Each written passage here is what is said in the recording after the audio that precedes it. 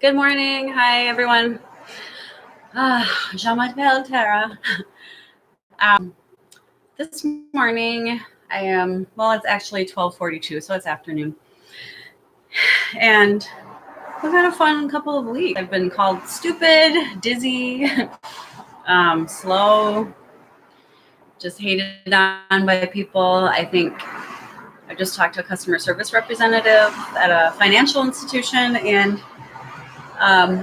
she started accusing me of saying that I couldn't say shut up to them, and I didn't say shut up to anyone. I am the customer. When customers call you and have questions, no matter who they are, whether you like them or not, or for whatever reason, it's not normal to escalate the call as a customer service representative. What happened to the customer is always right. Even if I wasn't even asking any dumb questions, but even if I do, everyone asks dumb questions. And people really need to get over themselves and stop calling people stupid. Like, my kids hear this stuff, and people my kids hear this stuff at school. Like, people are made fun of all the time, but bullies are bullies, and it doesn't matter what the situation is. I personally don't side with one political organization, but when I see in the state of Minnesota a complete juxtaposition of me, because now it's 12:43. Today's Easter Sunday. While I believe in Jesus, I usually celebrate like a memorial for him, just commemorating what he said at the Last Supper, to do this every year and commemorate him and what he did for the earth and for mankind. And but it's still a holiday, and I haven't talked to my daughters yet. I've called and I left a message. My relationship with my daughters is being completely denied to me and to them, and it's hurting them. I had a great visit with my daughter yesterday, but all of this is just, I'm their mom, and I haven't done anything at all to them. And this is my question. I'm not hating on anyone. I'm not hating on Amy Klobuchar. I'm not hating on Democrats. I'm not siding with Republicans. But when there's issues, there's issues. And what it seems like is because it's well known that I'm very religious and Christian. And it appears when the courts motion to transfer your legal rights, which is your rights to choosing religion, rights to choosing education, and medical treatment, to one parent for absolutely positively no reason at all, no legal stances, no precedences, then it would appear to be religious persecution.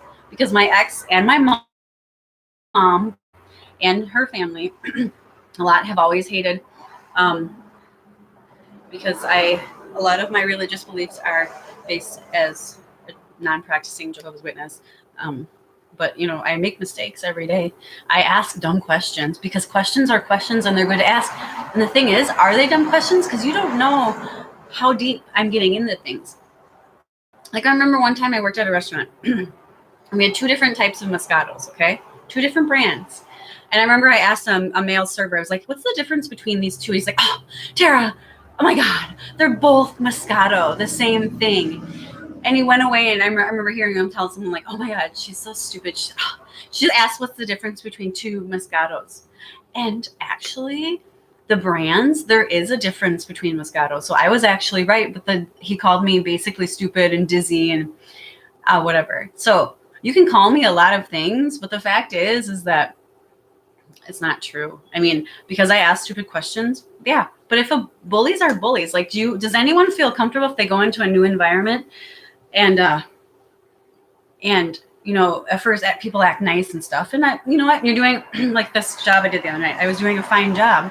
There's nothing wrong, but this stuff takes time. I am newer at it. It's a brand new place I'd never been at before. I don't know anyone, and wherever I go, sometimes people try different things, try to assert their power, try to make you feel dumb, try to hate on you or whatever. So I just started getting some hate from some people, but some people were nice. But it's like, at what point who's right? It's like you're getting two opposite things, like, who's right? I'm moving as fast as I can, but then you get to the point where you're feeling bullied, like you feel like you're in in the circle by yourself and people are standing around you and just judging everything you do, and any mistake you make, it's like, whoosh, we have to tell everyone now. Suddenly, she's stupid, she's ditzy, she's slow.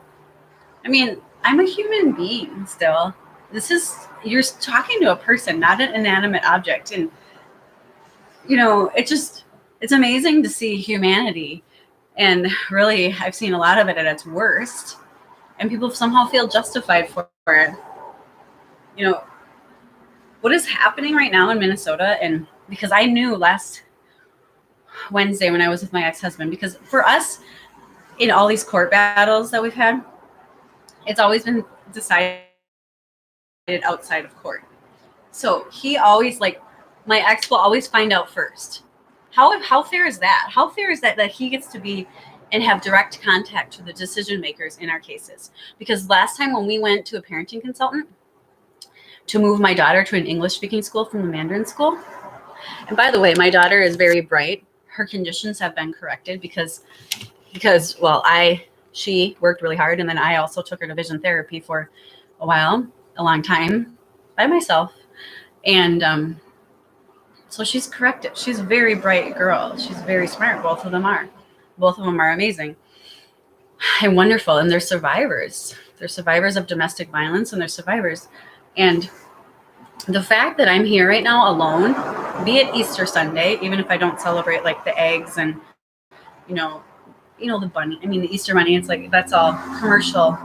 It's a commercial holiday, but it's truly about Jesus this week, because Nisan 14 is when we are told to celebrate his passing and the Last Supper, which was actually on Friday night. And so anyways, when we went for the vision therapy, we went to court, and our referee said we had to go do a parenting consultant, which I tried to actually before with him, but he refused, or whatever. He filed a motion. So before we even got to the parenting consultant, my ex, he can't keep his mouth quiet. And this is what he did Wednesday night. And I can read him like a book. And when he smiles, and when I call my daughters and he doesn't answer the phone, that's when I know that he's winning the case. Because when he's cocky, he won't let me talk to them. But if he thinks for a second that he could lose, or he could be deported, or that someone's going to call him out on the parental alienation that is happening right now, because my relationship with my daughters are being completely severed. With my 14-year-old, it's been severed. I haven't talked to her since before Thanksgiving. Now we're at Easter. There's absolutely no reason for this. This is child abuse by the state and by my ex-husband. This is grounds for him to lose all his parenting rights in family court. This is complete parental alienation. Even before he had court orders, he denied me of 2 of my parenting nights. And the police, I had the police go to his door and, with my divorce decree stating that it was my parenting time, and he still didn't hand the kids over, even to the police.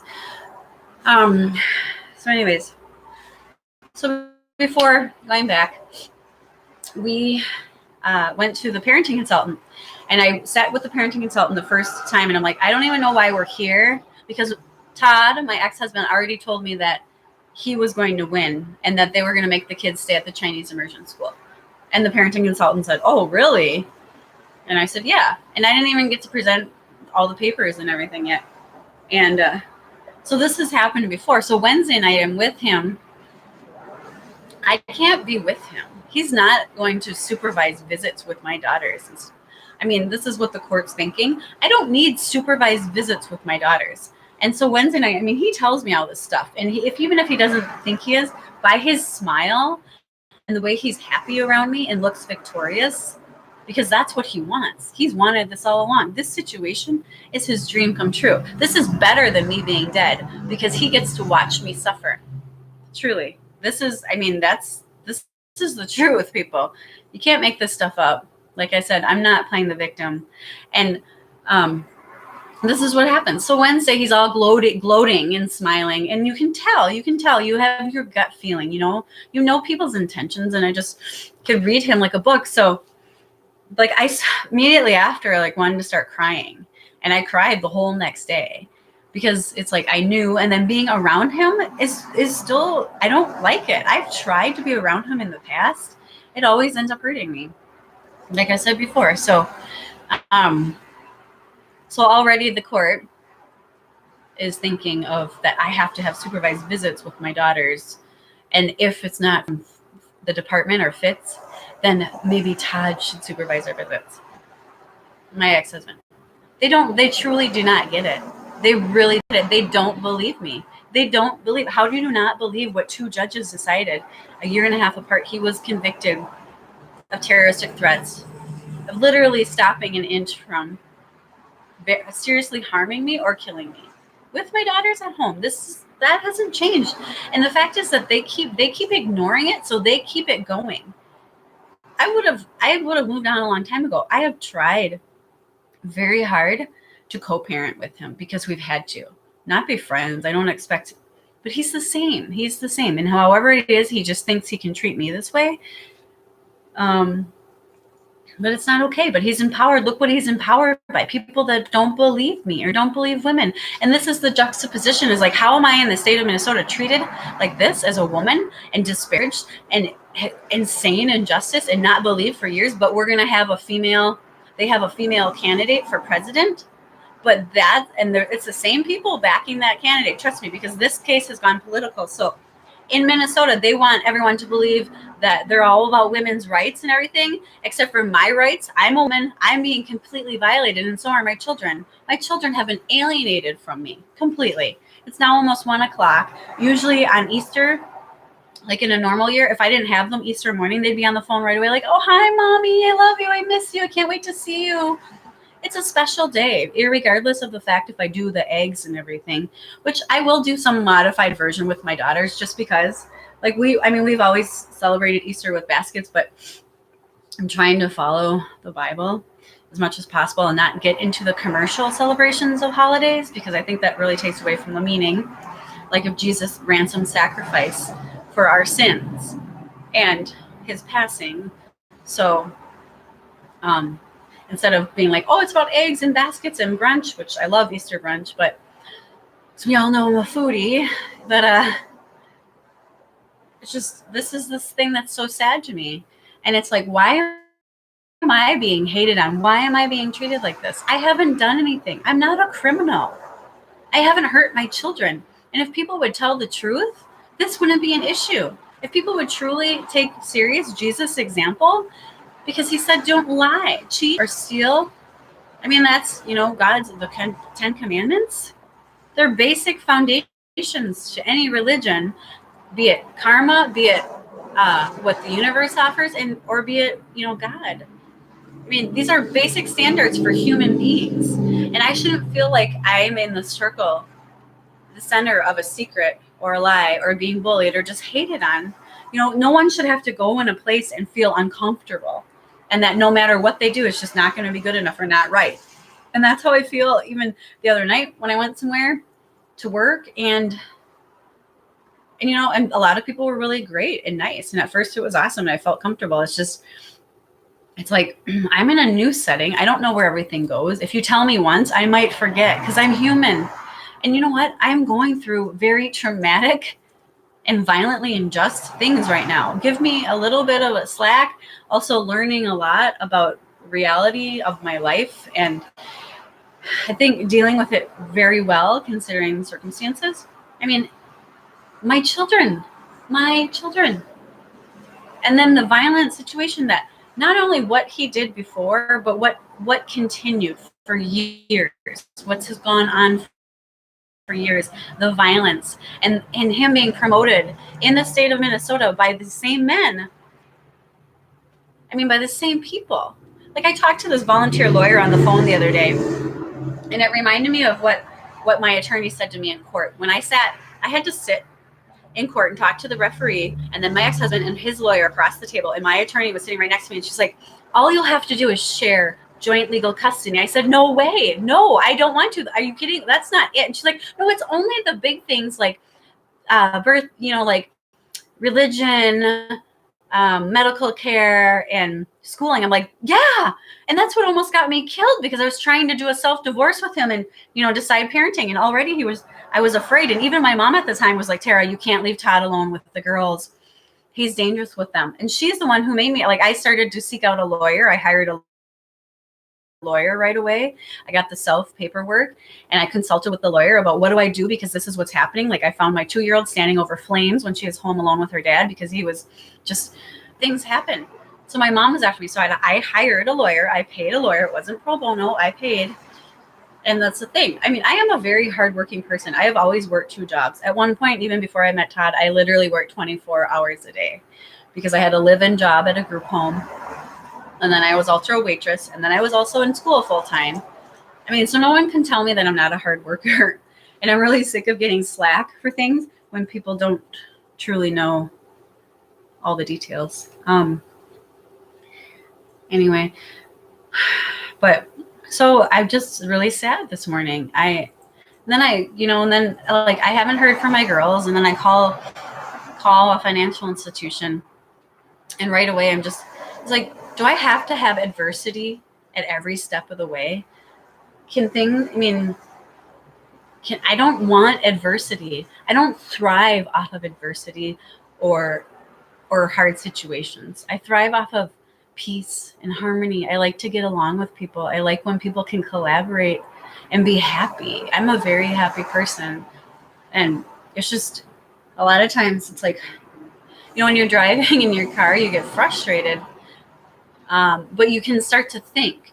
And then when things happen, you're just going through your day and you're kind of like, okay, And then later you kind of like start to piece things together and analyze, because I'm a very analytical person. And it all comes together. And it's just where, it angers me. I am angry, and I have a right to vocalize it without being judged, without being called anything, without having to lose my children or any of my parental rights. Because someone said, it's not what you say, it's your actions. What are my actions? Trying to defend myself? Trying to stand up for my rights? Protecting myself, my daughters, and those who come after me? Because these are violations of human rights. Human rights. I am a human being. These are my human rights that are being violated. I don't deserve to be treated like this. And neither do my daughters. They don't deserve to be alienated from their mom. I mean, this is just, all of this is very sad. And honestly, it's very evil. It is truly evil and demonic. And if people are going to actually celebrate Easter and follow Jesus, or karma, or the universe, for those who are atheists, or whatever religion anyone is, be it whatever God, we have a standard in some way, because truly, even if we don't, karma or the universe or God, whatever people believe, or it's not going to let it go. And the thing is like, if one person does something to another person, and this person stands up to that person who initiated it, that is not their karma. It's their karma. This is what's happened to me in this community. I've stood up for myself, and then people are like, oh, this is bad karma for you. Why? For standing up for myself and my daughters everywhere I go? I have a right, just like everyone else. Like, if someone thinks they have a right to smoke in an area, I have a right not to have you smoke in an area, because I got crap for that. Inside, like in an apartment I was renting with my 2-year-old and my 6-year-old, and I'm highly allergic to smoke. If I ask someone not to smoke, I have that right without getting any backlash or any karma, as people have said to me, like, this is your karma. It's my right. And now we have Indoor Smoking Act, because people have a right to live in a healthy environment that doesn't upset any sort of allergies. And they have a right to stand up for themselves for that. Standing up for my parenting rights, standing up for the laws that are already in place. Someone needs to stand up for them, because so far I'm very dismayed, because no matter what I do or what I haven't, like what I do, what my actions are, or what I say, it doesn't matter. Those are my daughters. They're God-given. I made them in my body. The state has to protect the law that I am their parent. I have not violated anything. I haven't done anything wrong, and I have not harmed them in any way. It doesn't matter. I mean, there are parents that are Scientologists that believe aliens exist. Do we realize that? and they teach their children that there might be aliens. Is that harm to their mental health? No, that's a belief. Every person on this earth has different experiences. Every single person. So we have no right to say, okay, what I have experienced is only right way, or what you've experienced I've never experienced, so therefore you're wrong and you're crazy and you're mentally ill and we should take your kids away. No, that's not an argument. If we're dealing with philosophy, that argument doesn't back up. It can't be like, okay, people who go to work every day and live in a cubicle and then live in their cookie cutter townhouse and drive a Kia, that's the real experience. Okay, that's the only existence on earth we're going to recognize as normal, because that's not normal. To some people, that's absolutely weird. What is normal? This is an argument my grandma said to me, like, just let your kids live a normal life. And my counselor said, or the social worker said that. And I said, normal as opposed to what? How are they not living a normal life? What is normal? What is a normal life? Can someone answer that to me? Because all I get are lies. And I don't know why. And I don't know why people support the lies. And I don't know why I'm not being supported. Because the thing is that this is a violation of human rights, of women's rights, the rights for my children. They're being alienated from their mom and being told that I'm a bad person and that I'm hurting them. I'm not hurting them in any way. There's nothing wrong with my life. Yes, I have adversity. But if people apparently, for different reasons, I don't thrive off of adversity. I don't want it in my life. I don't invite it.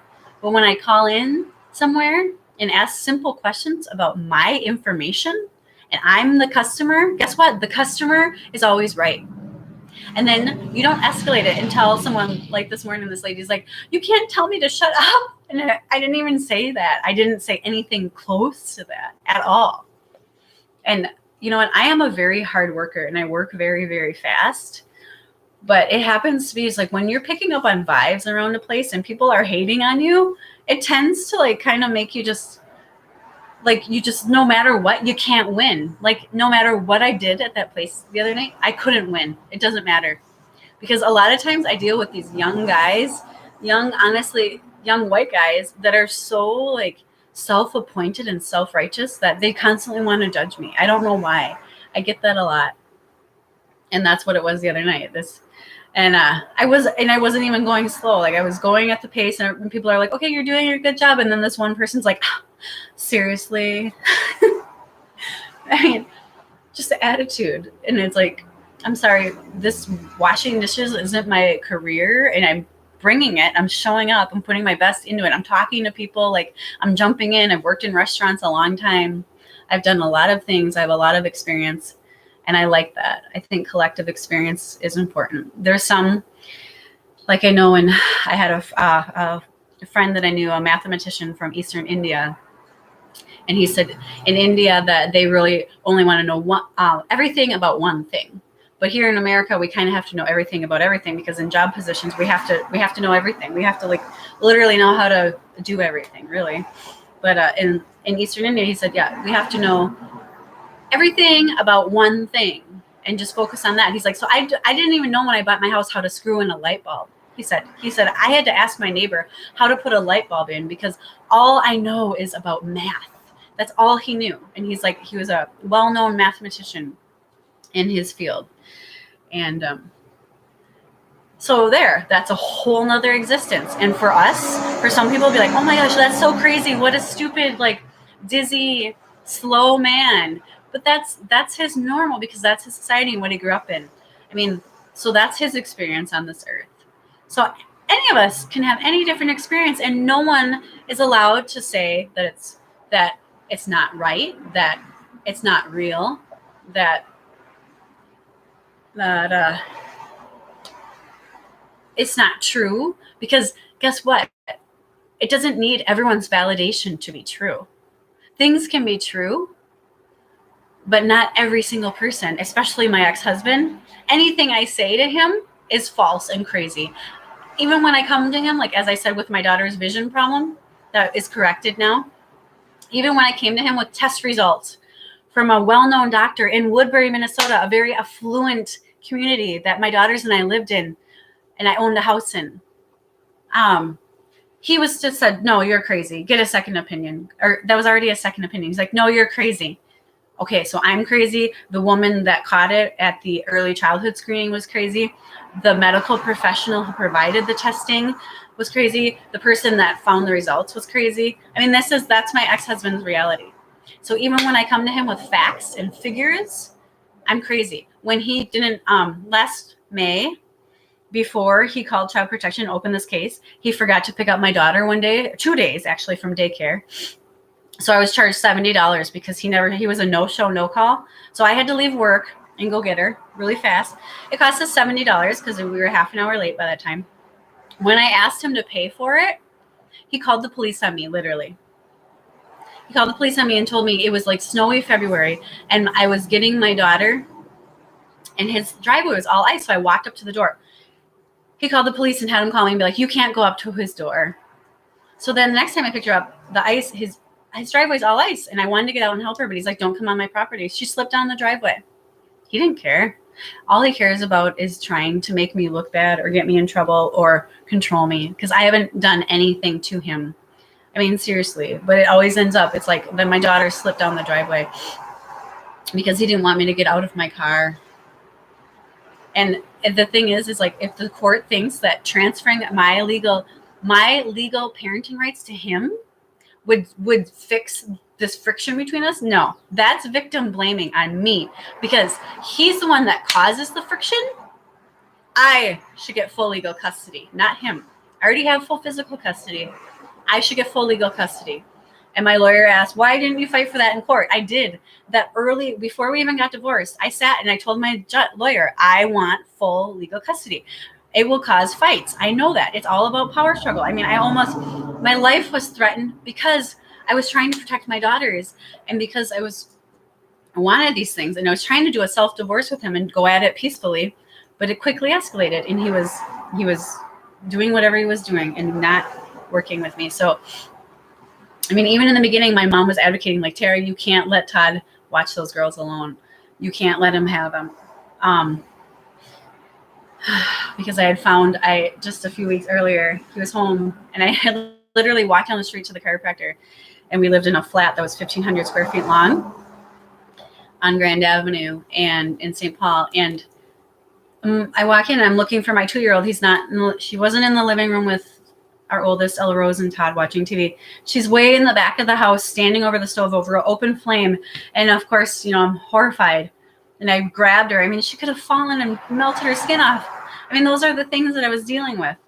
So that's what happened. This is what's happened when I haven't won in this case. This is what people are like, oh, you've won. I haven't won. What did I win?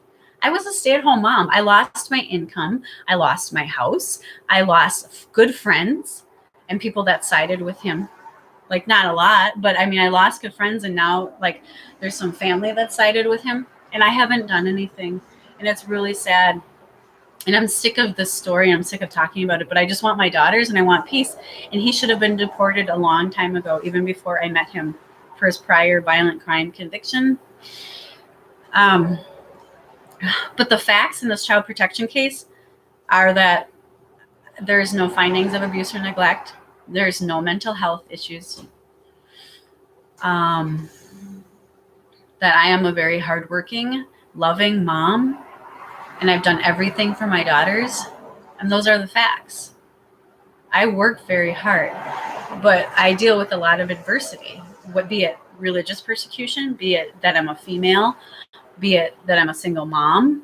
I mean, the facts are that child protection in Minnesota, studies have shown that it's a prejudice against single moms and African-American families too, because more times than not, they'll take children out of homes of single moms and African-American families. That's a fact. Those are studies that I've read.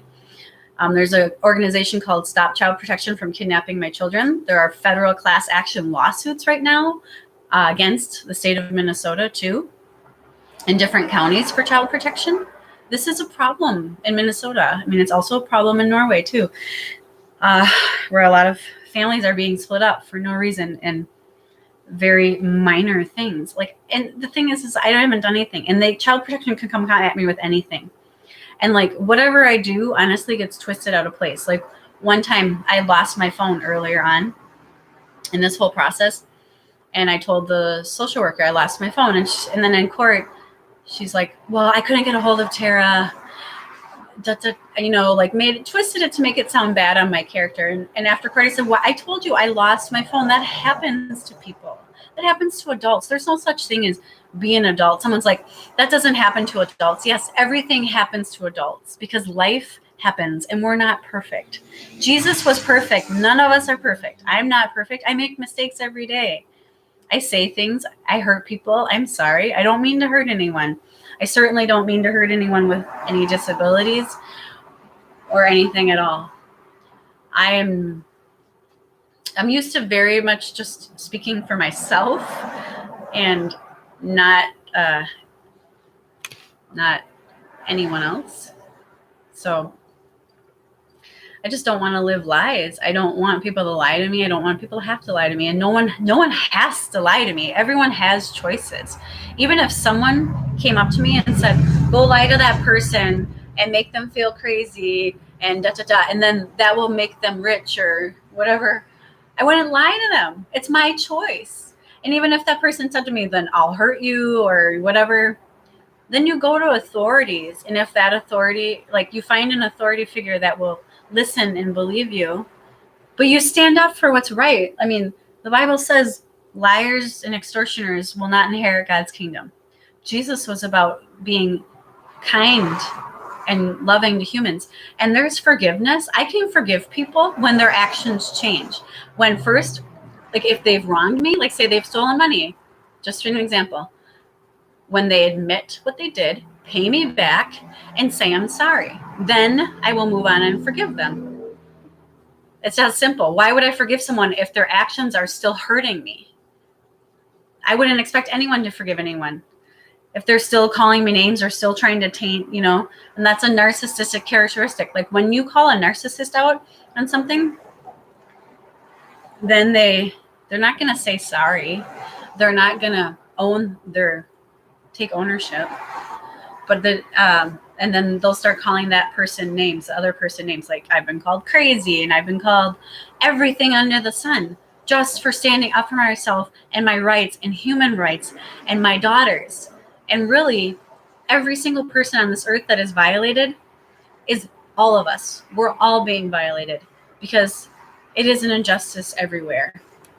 And if it happens, it breaks down. It's like it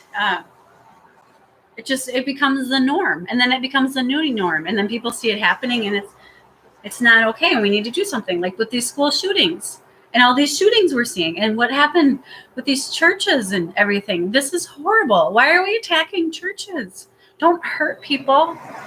Any amount of justice, or if someone believes something different than you and you don't like it, it doesn't mean you can hurt them or hurt property or hurt a church or shoot people. No one deserves, if someone doesn't believe what you believe, you can't just go shoot them or hurt them in any way. That's when you have dialogue and you talk and have an open mind and learn from other people and see where they're coming from and how it's adding up and what all the layers are and what they're dealing with. I mean, that's humanity. And it makes me so sad when I hear these news, like these people have been shot and killed. I mean, I really hope everyone takes a moment and stops and feels that, because I do. And it makes the day hard, but I let it affect me, because if we don't let it affect us, we become numb to it. And when we become numb to it, then those people are winning, because all this community violence and world violence, it is having an effect on all of us. It is numbing us, and the fighting and the arguments. And it's not something I promote. I'm not promoting that. In my situation, I have to, I'm saying fighting is one thing, but like vocalizing and standing up for yourself. And sometimes as a woman, I've had to yell louder to get people to hear me. a short person. I don't know. I don't very much look intimidating. People a lot of times think I'm ditzy or think I'm whatever, but because I'm a deep thinker, I'm very analytical, and I will think about things. And I run at about 1,000,000 miles a minute, and I spend a lot of my time researching, talking to lawyers, talking to different people. And when I do talk to anyone, everyone, I learn something from them. I talk, I hear their story. I'm interested in what they're saying, because everyone, even children, even infants, even babies, everyone and every being on this earth can teach us something. If you stop and listen and don't hate on them and don't judge them ahead of time. And I try my best not to. But you know what? We all think. We all have thoughts. Sometimes we think like, whatever it is. But I mean, I myself, when I see a bug, I don't even kill bugs. I don't even like to kill animals. I mean, not animals, sorry. I don't kill animals, of course. Well, so, I mean, even for eating, I don't. But I mean, bugs. Like if I have a spider in my house, I will try to grab it and bring it outside and put it back in the environment, because they kill mosquitoes, because they have a place in this world, just like each and every one of us, because we're all very important, even on days when we feel like we're not, even when we feel like no one loves us, even when we feel alienated from the world and left out and judged. You know what? We're all loved, and we're never alone. I mean, God, like even through this journey, my faith in God has not wavered, has not changed. I'm never alone. I always have Jehovah by my side. I have God. The scriptures, the Bible says those calling on the name of Jehovah will be saved. And I have seen that. I have truly seen that. Even praying or praying out loud, I have just in my life. And I have truly seen that example of calling on the name of Jehovah and saying prayers when I'm in situations where I'm like, I don't know what I'm going to do. I'm afraid. I'm desperate. I have no idea what's happening. I think this is it. I have to surrender or whatever. And I say a prayer and I'm just like, please just help me in any way. I'm really stuck. I'm in over my head. You're putting more on me than I can bear. Jehovah, please bring my daughters back to me. Please let there be justice. Please let people have a good day. Please help those who are less fortunate. And thank you so much for everything in my life. Thank you for everything that I have. Everything is a blessing, and every day is a blessing. And I really mean that. I do love life. I love people. I love life. I love learning about everyone's stories. And now it's 1:20, and I just want to talk to my daughters. I love them so much. Lily and I had so much fun on Saturday. I just love like pushing her on the swing. She's like, Mom, just push me. And just to hear her say Mom, like I haven't heard that in so long. And I miss them so much. And just to hear her say Mom, it just cut through my heart. Like I feel so sore and hurt. Like it hurts because I've just had so many things and I haven't been treated very well. And when when someone's sincerely nice to me or actually tells the truth, it's just like I don't know. It's just to hear her call Mom and just to push her on the swing. And I was remembering, I said, Lily, I remember when I worked for Woodbury School District and in the summer care and child care, and she was in my class. She was 7. We had a fun summer. We did arts and crafts, and then again, she got to see me teach and lead. And I just love having my daughters there with me, like having Lilia there. And she got to, come sit by Mommy and help lead the class and watch her mom lead and teach and watch me care for other kids and get to help her make friends. And I remember that summer I got a really cute, I can't think of the name of the Skechers. The slip-on, slip-off ones, and they were really colorful, and she wore those and played on the playground all day, and then we'd play and we'd hang from the monkey bars. Like Saturday, she was so like, Mom, no, she's getting the age. Mom, you're embarrassing me, because I was hanging upside down from the monkey bars. And I was like, well, my back's hurting. I want to stretch out my vertebrae. And then, so I hung upside down from the monkey bars, and all these little kids came over, and I'm like, hi, and they're just the cutest little kids. And she's just like, Mom, you're embarrassing me. I'm like, why? What am I doing? I'm just playing with the kids. So then we both swung on the swings, and Just ran around. We played pool, or teaching her how to play pool. She's getting better. Good job, Alilia. Mommy's so proud of you. I love you so much. You're amazing. You are literally an amazing little girl, and I love you. And you are so strong. And Ella Rose, I miss you so much. I can't even. This is why I don't put on makeup a lot of days, because I can't not cry. I miss you, Ella Rose, and I love you, and I'm so incredibly proud of you. Both of you girls, I'm so proud of. I know this is really hard, and I don't know why it's happening.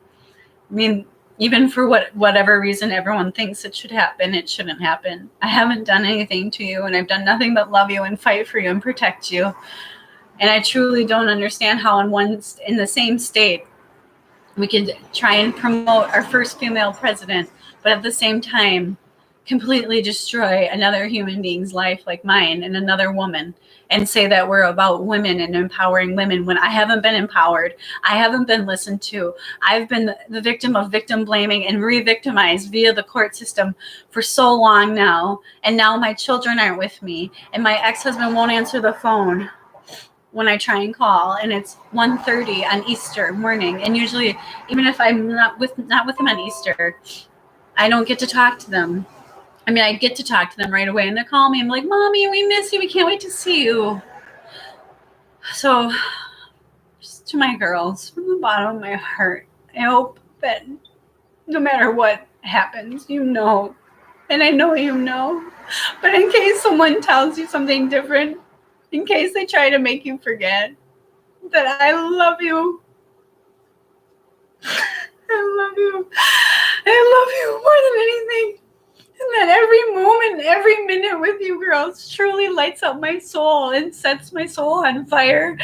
I love being your mom. And you inspire me. You inspire me to be better. You motivate me. You girls, just the best journey of my life has just been being your mom and exploring this earth with you. And I'm not done.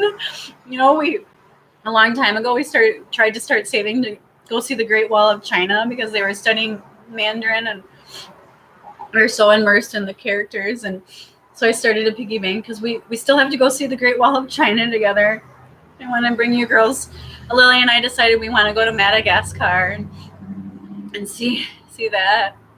I mean, so many places on this beautiful earth I haven't seen yet that I want to go with my girls, and I can't think about going by myself, and I don't want to. I want to bring my girls. I want to show them. I want to show them everything.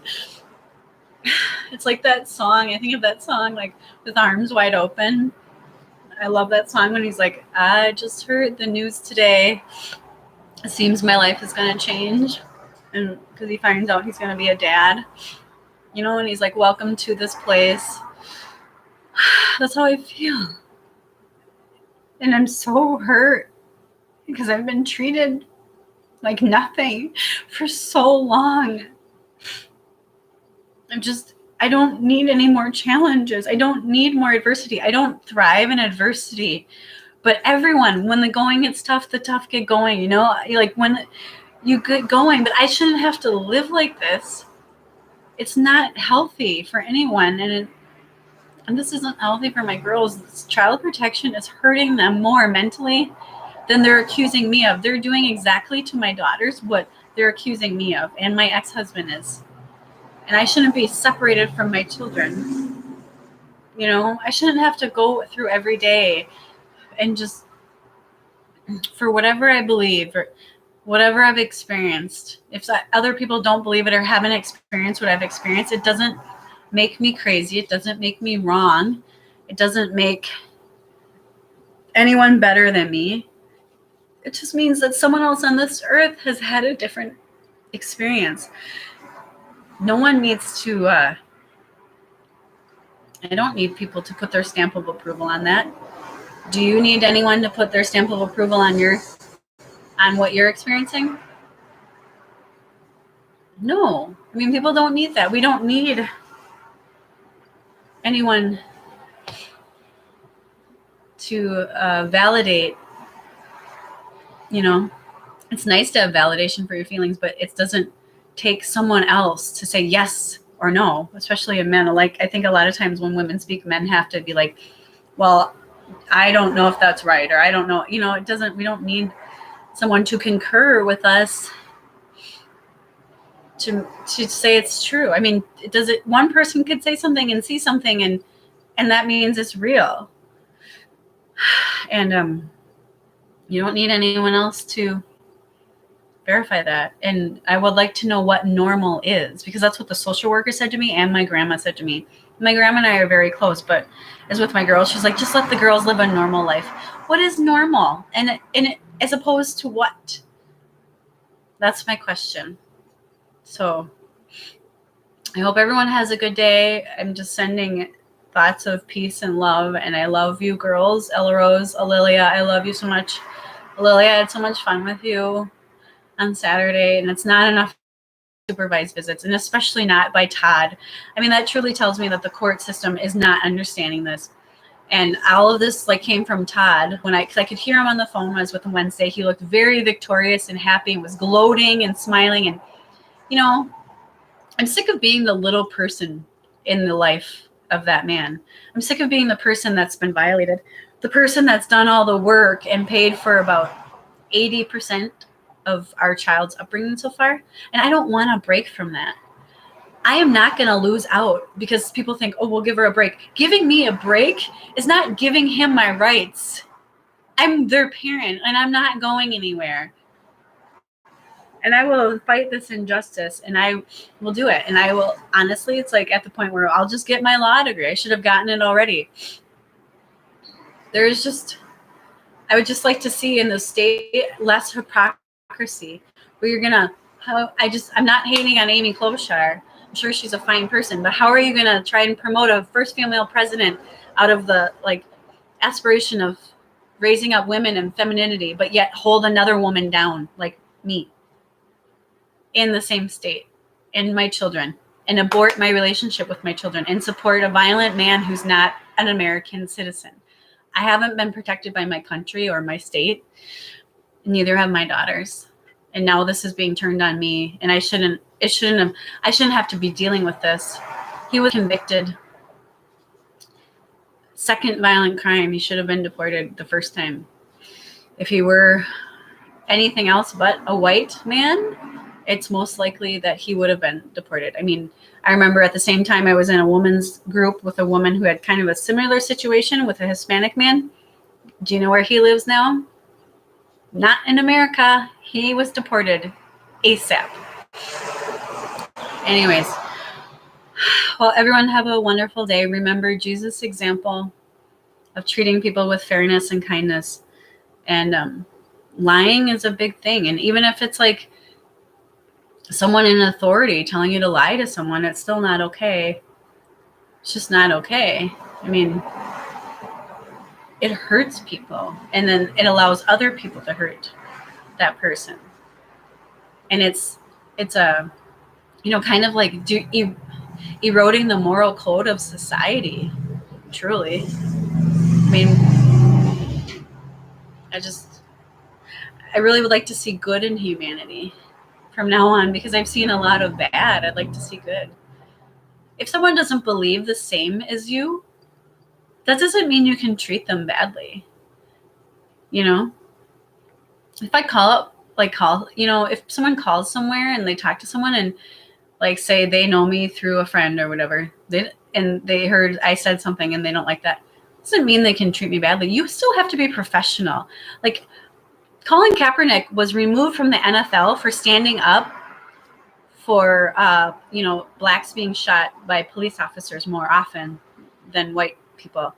He was fired from the NFL for kneeling, standing up but kneeling during the national anthem, because they said he was at work and he couldn't share his personal beliefs, right?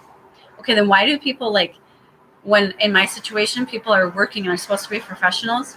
And so far, what I've seen in CPS is the social worker and the guardian ad litem personally attack me with my ex-husband, my convicted terrorist. he's my terrorist, my convicted terrorist in my situation, on my daughters, like sit and rip on his victim with him. I think that's extra disgusting and sick. And it's really, if that's a testament to our society, I mean, if Colin Kaepernick didn't get to share his personal views at work, then why do they get to? They're supposed to do, what if a doctor did that to his patients? Like, if he didn't like him, what if he's like, I'm not going to save your life. I don't like you.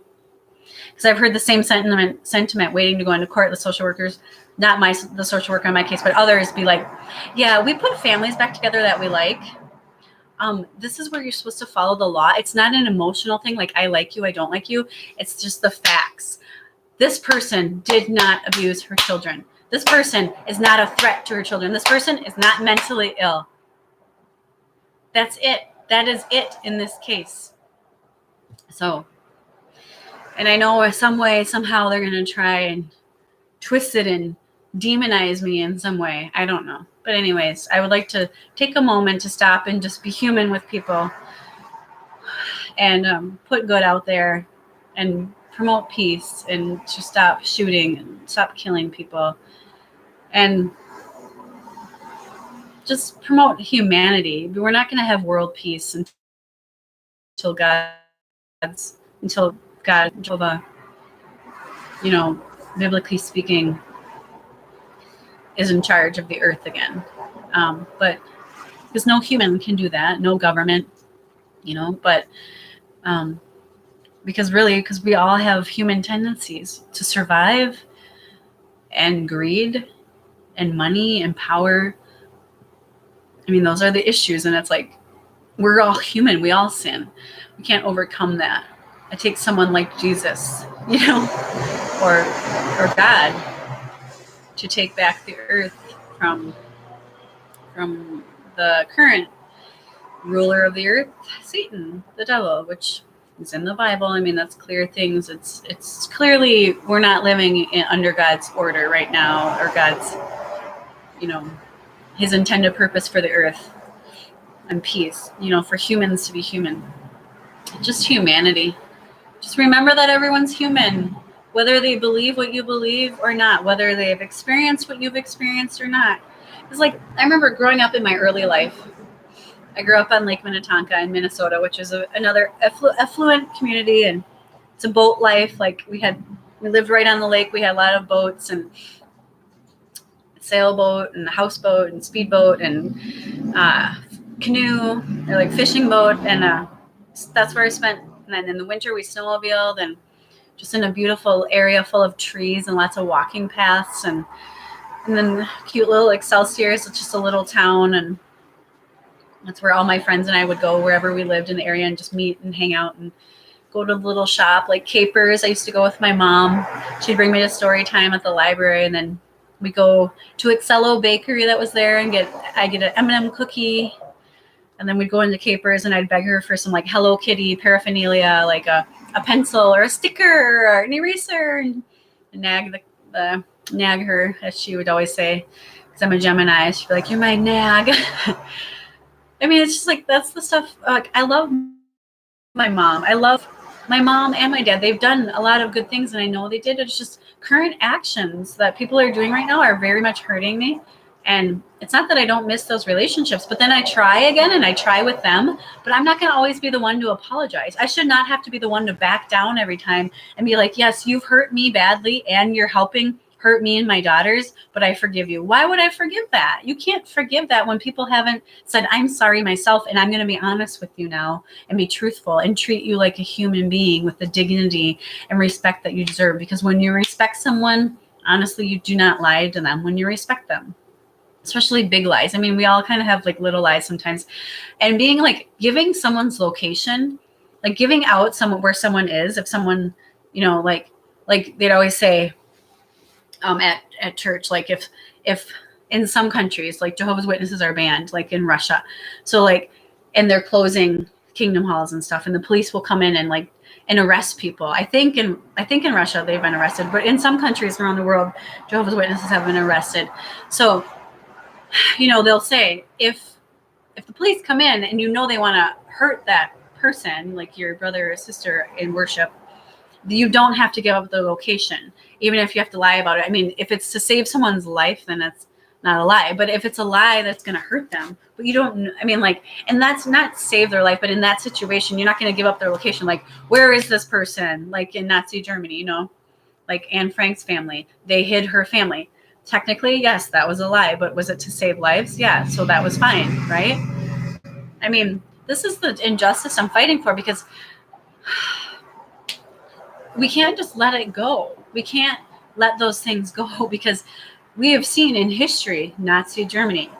We have seen genocide in like Rwanda and different things around the world where people are hated because of their ethnicity or their religion or their particular voice or their beliefs or what they've seen and they've spoke about. Some people believe in aliens. Some people have said they've seen aliens. Have they had their children taken away from them? Have they been called crazy? I mean, when Einstein was on Earth, his theory of relativity was nothing that anyone had ever heard of. He was called stupid and crazy. And he looked very like absent-minded and dizzy. And, it's like, and people didn't believe that people didn't believe in him for a long time. And it's just, I guess my message there is like, don't sell people out.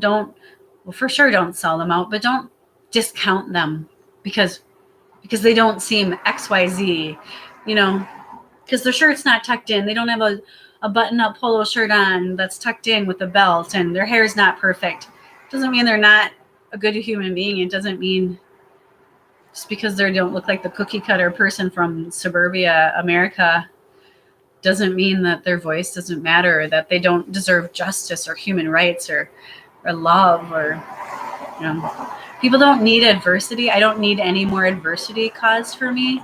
I don't need created drama. I certainly don't want it, and I don't need it. I like when people get along. I like to live in calm situations. So, anyway, so Ella Rose, Alilia, Mommy misses you so much. I love you more than anything. And I know you know that, and I hope you always remember that no matter what. Because at this point, I'm just really afraid what the court's going to do. And then I know that it seems to me, it feels like there's no one supporting mine and your relationships, my daughter's and mine. So there's no reason for it. It's scary. It scares people when I tell them, they're like, oh my gosh, what if that happened with me and my kids? Like, for real, there's no reason for it. Even whatever reason people think that there is a reason, there's no reason. There's no reason for me to be treated like this. I'm a good person. I do work hard. I think a lot. I think very deeply about things. I feel very deeply. I love people very much. But let things affect you, especially like what's happening with these churches and these people and people being hurt and murdered, and let it stop and talk about it today with your family and your kids, and let it affect you. Let it hurt, because if it doesn't, then we're just going to become numb. And when we become numb, they're winning. They're winning because they're victimizing all of us, because that's kind of the goal of community violence, is to truly hurt the community, right? To like make people distrust, to make people feel in danger and everything that you feel with that. So my heart goes out to those families and to the victims and their families and loved ones and those communities around the world. I can't say enough. It hurts. It hurts me. Like, even I remember as a kid, even watching a movie where someone was getting hurt, I hated watching it. I really did. I don't enjoy watching anyone get hurt at all. Even down to a bug. I truly don't. I don't kill bugs. They have a place. They have a place in their existence, just like we do. I mean, some bugs we don't know why they exist, like mosquitoes. But I mean, I will kill a mosquito. Honestly, they're more dangerous than anything as far as with malaria, and they're gross. But okay, So just commemorating Jesus and his life and his ransom sacrifice, and calling on the name of Jehovah. It's something in my most desperate moments I feel, I pray and I stop and I just say, Jehovah, please, please, please watch over my Ella Rose and my Lilia and surround us with your Holy Spirit. Please forgive us for our sins and our shortcomings. Please help us do your will. Help those who are less fortunate. Help me find a way out of this situation. Please, please show them you're my God and give glory to you. And thank you for this day of life and for this beautiful earth and for the food in my stomach and the clothes on my back and the roof over my head and for everything that I have. And just pray for people that are suffering and pray for the suffering to end and for your kingdom to come. And then pray through your Son, Jesus Christ. Amen. There, we said a prayer together. And if you don't believe in God, then, to whatever higher power you give your life is guided by. I feel like we have something like a threshold, like something that holds the bar up here for us. So, for me, it's God, but for some people it's karma. For some people it's the universe or whatever, be it. That's your belief and you have a right to your own belief. And I won't call you crazy for that, even if I don't believe it or if I haven't seen it myself personally. And I hope people wouldn't call me crazy for my experiences and my beliefs. So we learn every day. Every day I learn new things. I do new things every day because I learn new things. And I myself have to put together a lot of clues. And I know there's a lot of people helping me, and I thank them for that. And then sometimes it's hard to decipher between what's what. So putting out the best out there, putting out good vibes. Happy Sunday. And think it's definitely a holy week and a holy day, and we're all trying to look to higher powers and hopefully be better and treat people better. And remember that what's beautiful about Earth and humanity is that we're all the differences. The differences are beautiful, and that no one, no matter what ability or disability they have, they are amazing. Even when I've worked in group homes with people with severe retardation and different things, they're very smart. It doesn't mean they're I think that word to me means something different. And I know I've said it sometimes, and I apologize for saying that. If I hurt anyone at all, I say that. I apologize. I really do. I don't want to hurt anyone. And even for my daughter, Lilia, she is so strong. She's overcome a lot. And she doesn't, it was just a vision condition. She had amblyopia, which means her one eye wasn't turned on, her left eye. So it was only letting in light. With therapy, it's now turned on and everything's fine. And we've corrected all of that. She doesn't have a disability in any way. So, but it's been fixed and it's, we've taken care of that. But there are smart people everywhere. There's not what is stupid? What is smart? I ask dumb questions all the time. Sometimes I'm so deep in thought, especially when I'm extremely stressed like I am now. I do dumb things. I ask dumb questions. I act ditzy. Yes, I know, because I'm preoccupied, because I think that's kind of the state of adulthood, is that we're all kind of like adults, especially these days, especially with just the world we live in. And I don't know. But anyways, well, if you listened or watched, thanks for listening or watching. I love you, Ella Rose. I love you, Lilia. Call mommy. I love you. I'm sending love out there in humanity. Remember that no one wants to be hurt or violated, and we all want to have a good existence on this earth and have good times and good memories and good friendships and relationships, including me. So Thank you. Have a good day. Goodbye. Ending stream.